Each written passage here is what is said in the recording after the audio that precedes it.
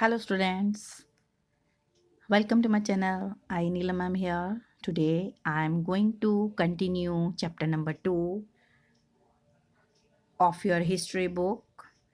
Chapter is New Kings and Kingdoms. In earlier videos, video number 1, video number 2, you have learned about the emergence of new dynasties, Samantas, their administration, welfare for wealth. Then in video number 2, you have a closer look at the Cholas. Rise to power. Vijayalaya overthrew his overlord, the Pallava of Kanchipuram. He captured the delta from the Muttrayar. He built the town of Thanjavur and a temple. Raja I is considered to be the most powerful Chola ruler. Rajendra I, son of Raja I, continued his father's policies. Then you have learned, today you will learn about the significance of temples. Okay. Big temples of architectural and sculptural marvels were built. Temples were the chief center of all social, economic, and cultural activities. Making of bronze images was a chief craft associated with the temples. Agriculture and irrigation from the 6th century land was opened for cultivation. Variety of methods were used for irrigation. Wells were dug and huge tanks were built to collect rainwater. Two crops were grown in a year in some areas. Then you have learned about the administration. Settlements of peasants known as Ur became prosperous. Groups of villages, Nadu and the village council performed several administrative functions.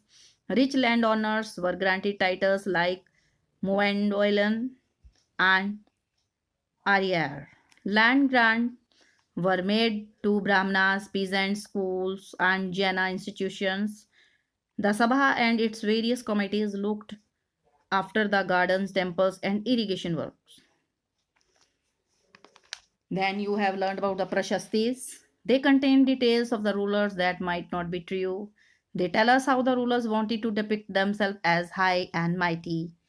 These were composed by learned Brahmanas, kings rewarded Brahmins by granted dam lands. Then you will learn about important text and inscriptions. A poem was composed by Kalhana on the rulers of Kashmir. Al-Biruni composed Kitabul Hind, an account of the subcontinent. Inscriptions from Uttaramurar in Tamil Nadu gave a detailed account of how the Sabha was organized. So today you are going to learn about the splendid temples and bronze sculpture. The big temples of Thanjavur and Gangaikonda, Cholapuram, built by Raja and Rajendra, are architectural and sculptural marvels. Chola temples often became the nuclei of settlements which grew around them. These were centers of craft production. Temples were also endowed with land by rulers as well as by others. The produce of this land, here you can look at this picture.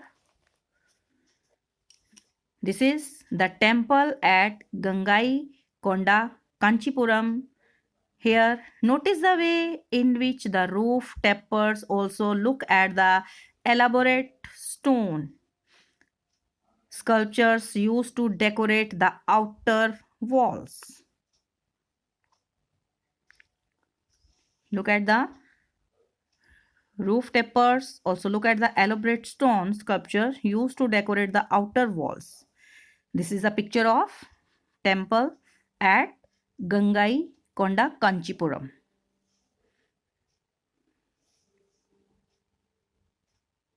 The produce of this land went into maintaining all the specialists who worked at the temple and very often lived near it. Priests, garland makers, garland होती है फूलों की माला बनाने वाले, cooks, sweepers, musicians, dancers, etc. In other words, temples were not only places of worship, they were the hub of economic, social, and cultural life as well. Amongst the crafts associated with temples, the making of bronze imagery was the most distinctive. Chola bronze images are considered amongst the finest in the world. While most images were of deities, sometimes images were made of devotees as well. Here, this is a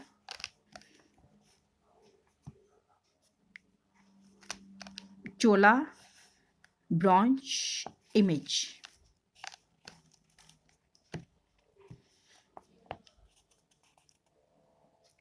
Agriculture and irrigation. Many of the achievements of the Cholas were made possible through new developments in agriculture. You will look at map number 2 again. Map number 2. This is map number 2. Here,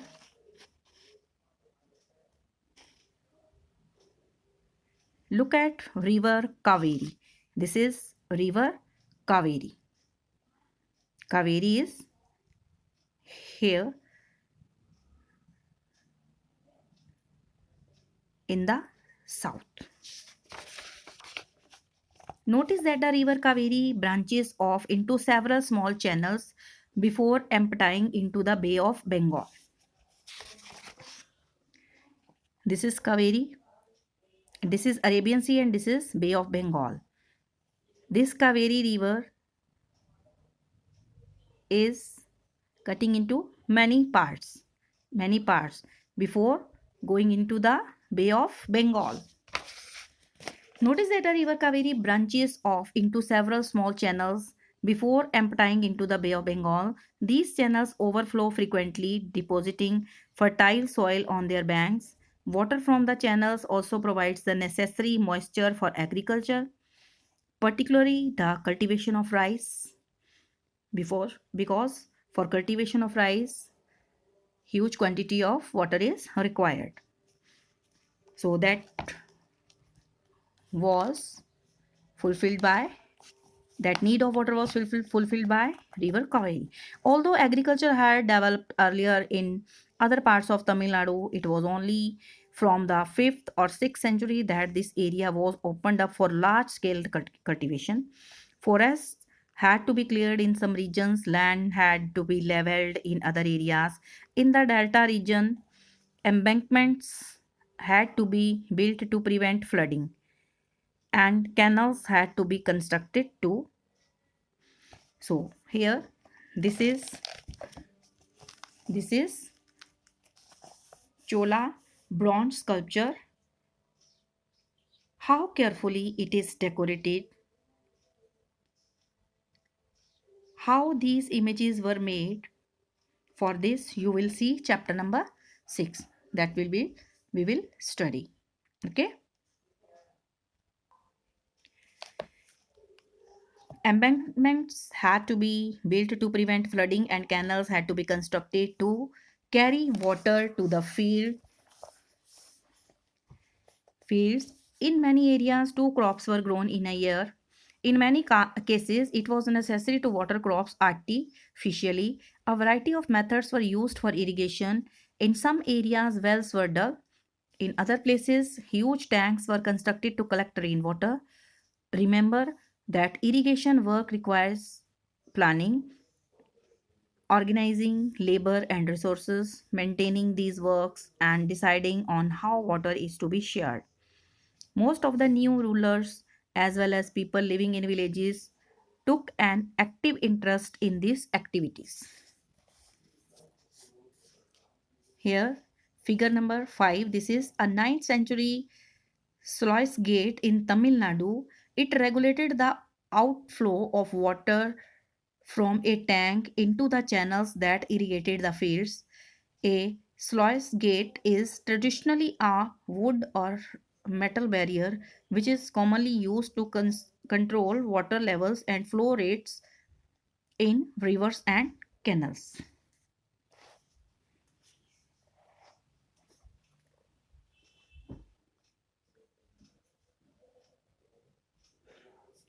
So then comes the administration of the empire. How was the administration organized? For this, We are studying about Cholas. Okay. So, administration of the Chola Empire, how that was organized. The Chola administration was organized in the village councils and Nadu. Groups of peasants, villages, Nadu worked under the supervision of central Chola government, which was controlled by Chola kings. In this way, Chola administration was organized. Settlements of peasants known as Ur became prosperous with the spread of irrigation agriculture. Groups of such villages formed larger unit called Nadu. The village council and the Nadu performed several administrative functions, including dispensing justice, giving justice, and collecting taxes. Rich peasants of Velala caste exercised considerable control over the affairs of the Nadu under the supervision of the central Chola government. The Chola kings gave some rich landowners titles like Movendovelan, Avelan, or peasant service three kings. Avelan or peasant serving three kings. Ariyar, chief, etc., as markers of respect and entrusted them with important offices of the state at the center. You will read about their here types of land. Chola inscriptions mention several categories of land. Velanvagai, land of non-Brahmana peasant proprietors. Brahmadea, land gifted to Brahmanas. Shalabhoga, land for the maintenance of a school. Shalabhoga. Devadana, Tirunamak to here. Tirunama to Kani, land gifted to temples. Then Pali Chanandam, land donated to Jaina institutions. These were the types of lands. Velanvegai, Brahmadea, Shalabhoga, Devadana or Tiruna Mattu Kani. Then Palichanam Danam. These were types of land. Then we have seen that Brahmanas often received land grants or Brahmadya. As a result, a large number of Brahmana settlements emerged in the Kaveri Valley and in other parts of the South India. Each Brahmadya was looked after by an assembly of Sabha of prominent Brahmana landholders. These assemblies worked very efficiently. Their decisions were recorded in details in inscriptions, often on the stone walls of temples. Associations of traders known as Nagarams also occasionally performed administrative functions in towns. Inscriptions from here, Uttaramirur in Chinglipur district, Tamil Nadu, provide details of the way in which the Sabha was organized. The Sabha had separate committees to look after irrigation works, gardens, temples, etc. Name of those eligible to be members of these committees were written on small tickets of palm leaf. These tickets were put into an earthenware pot, मिट्टी के जो pot में, from which a young boy was asked to take out the tickets one by one for each committee. Then inscriptions and texts. You will read about here who could be a member of a Sabha. The Uttaramirur inscription lays down all those who wish to become member of the Sabha should be owner of the land from which land revenue is collected. They should have their own forms. They should be between 35 and 70 years of age. They should have knowledge of the Vedas. They should be well versed in administrative matters and honest. If anyone has been a member of any committee in the last 3 years, he can't become a member of another committee. Anyone who has not submitted his accounts and those of his relatives can't contest the elections. And do you think women participated in these assemblies? In your view, are lotteries useful in choosing members of committees? Yes. What do you say? We can say no. I no. We don't think कि women participated in these assemblies. Lottery system is often used in choosing members of committees, but in our views, elections are the best way to do so. Okay. While inscriptions tell us about kings and powerful men, here is an excerpt from the Periya Puranam, a 12th century Tamil work which informs us about the lives of the ordinary men and women. On the outskirts of Adanur was a small hamlet of Pulayas, a name used for a social group, okay, considered outcast by Brahmanas and Velalas. You read this page, okay? You read this page, okay? China under the Tang dynasty. In China, an empire was established under the Tang dynasty, which remained in power for about 300 years from the 7th to 10th centuries. Its capital, Xi'an, was one of the largest cities in the world, visited by Turks, Iranians, Indians, Japanese, and Koreans. The Tang Empire was administered by bureaucracy recruited through an examination which was open to all who wished to appear for it. This system of selecting officials remained in place with some changes till 1911. So, in what ways was this system different from those prevalent in the Indian subcontinent? We can say people were not recruited through the examination in the administrative system of Indian subcontinent. The Samantas, Association of Peasants, Traders, and Artisans were generally given administrative responsibilities in Indian subcontinent. Okay, you will read this chapter very carefully and try to do the book work. Okay.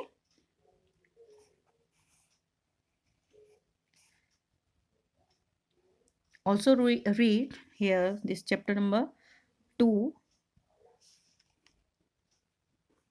that is New Kings and Kingdoms, from your workbook also, and try to do the book work. Thank you. Thank you. Have a nice day. Stay alert, stay healthy, mask yourself, stay at home during lockdown. Thank you. God bless you.